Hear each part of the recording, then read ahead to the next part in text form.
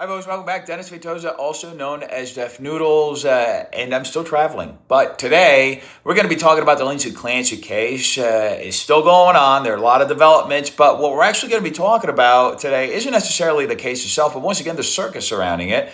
Yesterday on X, a specific video went viral showing some of Clancy's supporters behaving rather strangely in the courtroom. Here's a video.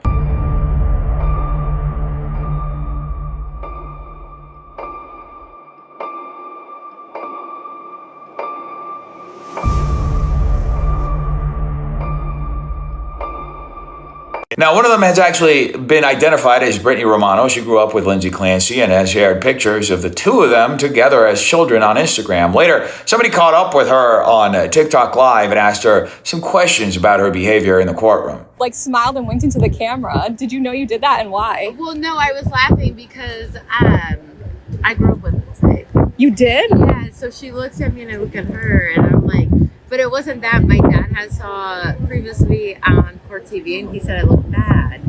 So I was like giggling. Are you know what I mean? serious? Yeah. My dad runs, he's retired. He used to run post offices, but before that, well, not before that. Now he's on the board at Quinnipiac out of college. Get out. So That's a great school. He's like, come to me, my children were more problematic or whatever. But he was like, you look so bad in the photo earlier. So I'm like, That's I'm good terrible. I know, but he's funny. So I'm like, I'm friends with Hillary Duff Stylist, like a really good friend of mine. And she was like, put the hair back in a clip. And then she was like, look forward and smile. Needless to say, the entire spectacle is just beyond odd. You already had the reactions these women were getting online, which elicited a massive amount of backlash. People were using them as the face of feminism, the face of this cruelty, and pointing out what looked like delight in simply being there in the courtroom, smiling. And now we also have Brittany's explanation that the reason she was smiling was because she was seeing her friend. They looked at each other and smiled, and then she adds this whole thing about her dad criticizing her appearance. Look, folks, I just want to take a second and recenter and recalibrate after witnessing some of this. This trial is about a woman who murdered 3 of her children. She strangled them to death, brutally. In fact, I just heard a detail today that, according to testimony, she actually chased one of the children who was trying to escape her before strangling them.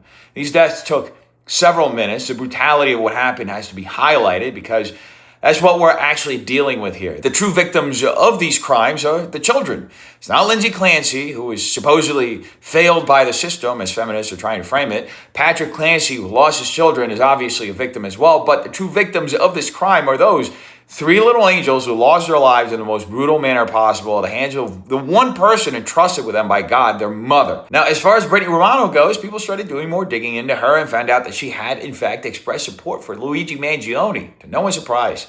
She posted in support of Mangione at least once that we know of. On top of that, numerous people online obviously found her account, went to her Instagram and started posting comments. And reportedly, according to some Facebook accounts, she said some truly nasty things back to the people calling her out, things apparently revolving around those people harming themselves simply because they had the audacity to criticize her. Obviously, I don't condone dogpiling people online, but this is also just natural internet behavior.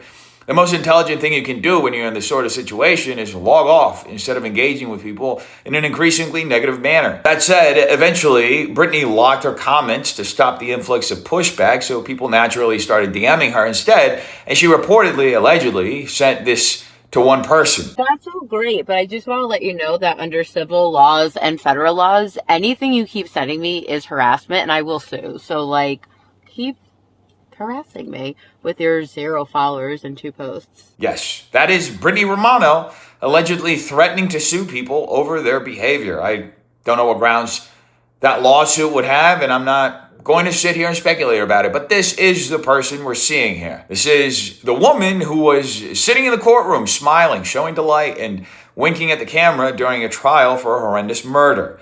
And I think part of the reason this kind of pushback came toward these women is because there are several different elements happening at once here. The dignity of these children has been completely stripped away by their mother in the manner in which she killed them and took their life. So to see somebody take such a serious and disturbing situation where 3 children's lives have been lost with such a lack of seriousness and such a disregard for basic respect toward those children is something I think most people online found deeply disturbing. Then When you find out that this woman is actually a friend of Lindsay Clancy's, I think for a lot of people, myself included, it gives you some insight into the mentality surrounding these women. Now, obviously, this is speculative. I'm generalizing.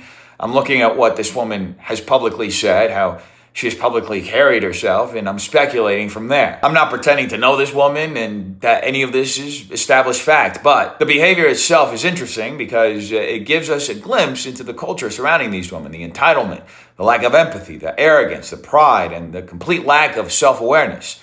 These women are sitting there in a trial where justice is supposedly being carried out on behalf of these 3 dead babies. And their first instinct is to laugh and wink at the camera.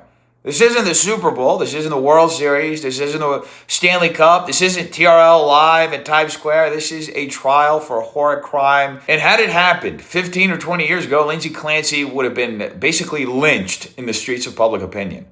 There are other examples of women accused of similar or even lesser crimes who completely lost everything in the court of public opinion. And I bring up Casey Anthony a lot when I'm discussing this because people have been speculating that Casey Anthony, who deservedly received an enormous amount of pushback over killing her daughter, especially during her trial, would probably be hailed as some kind of hero today by the feminist left on TikTok. And that is really the cultural rot eating away at the soul of this country, something I think all of us eventually will have to grapple with. I'm against cancel culture. I don't think people should lose everything over statements they've made or stupid things they've done. I don't think it's fair for people to automatically lose their jobs over every controversy, but I do believe that strategic shaming of the sort that Brittany is experiencing, when inflicted collectively, serves a function. It reminds people how a dignified society is expected to carry itself. Anyway, folks, that's all I've got for you today. You tell me what you think in the comments down below. Make sure you like and subscribe. If you enjoyed this video, share it with a friend if you think they'll enjoy it as well. I'll see you at the next one. Take care. Peace.